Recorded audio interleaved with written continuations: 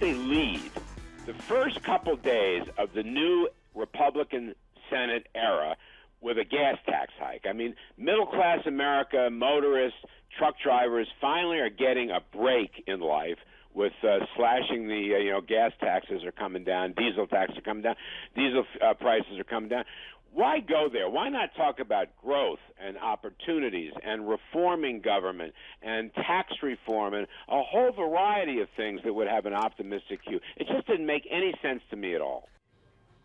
All right, and I'm sure it doesn't make any sense to Stephen Moore, who will join us in a second. Couple of things. Of course, breaking news earlier today in Belgium. They killed 2 terrorists and arrested 1 who is in custody. They said that there were attacks planned or an attack planned, and it was imminent. So they went after these people, and they have them. We'll bring you any breaking details as they become available. And if you're watching us right now on the Dish Satellite Network, we're now broadcasting temporarily on 2 channels, but our main channel on Dish is still 223. So please check us out there on 223. All right, Chief Economist for the Heritage Foundation, the great Stephen Moore joins us. Hello, sir. Hey, great Steve, to see great you. to be in studio with you. All right. I mean, you heard Larry Kudlow with me yesterday.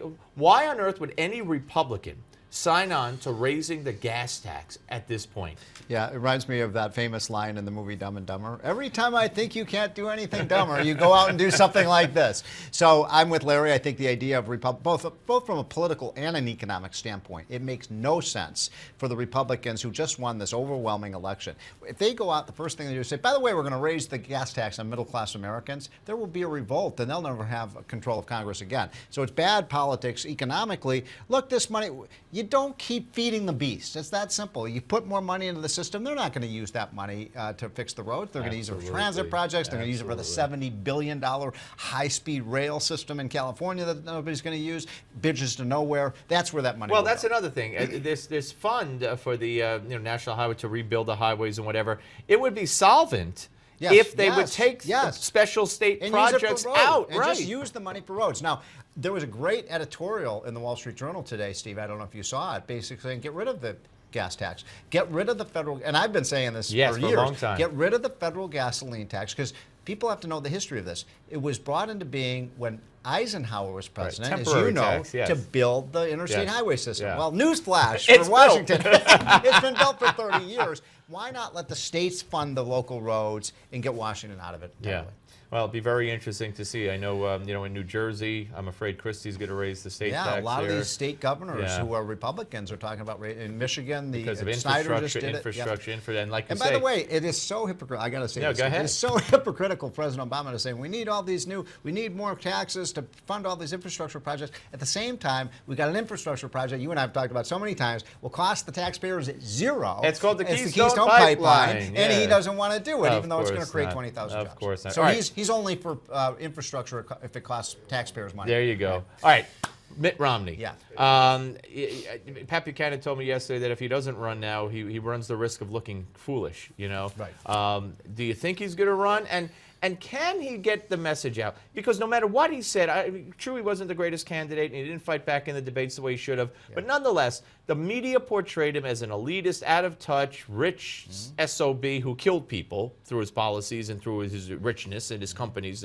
Remember the ad where a woman died or whatever years later? Can he overcome that no matter what he does? Well, first of all, I do not think it's a fait accompli that he's running. I haven't talked to Mitt Romney in a long time. I admire the man greatly. I think he would have been a good president. But I think he sees the surge that's happening with people like Jeb Bush and Scott Walker, and he's one. And I've talked to some of the money people, the people who fund the party. And there's a reluctance to get back the people who funded Mitt Romney last time. I'm not so sure they're going to run back to him.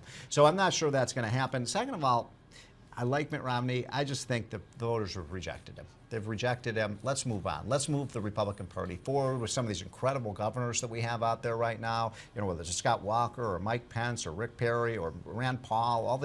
It's a great field out there right now. And I just think Mitt Romney is yesterday. And I notice you, and that's what Rand Paul said.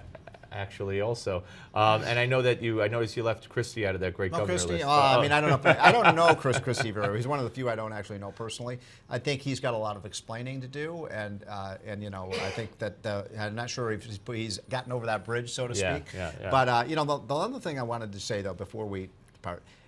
I am so disturbed. It's just saying yourself, if I may, for a moment. All this talk about low energy prices being a bad thing. People are saying, "Oh, this is terrible for the markets," and so on.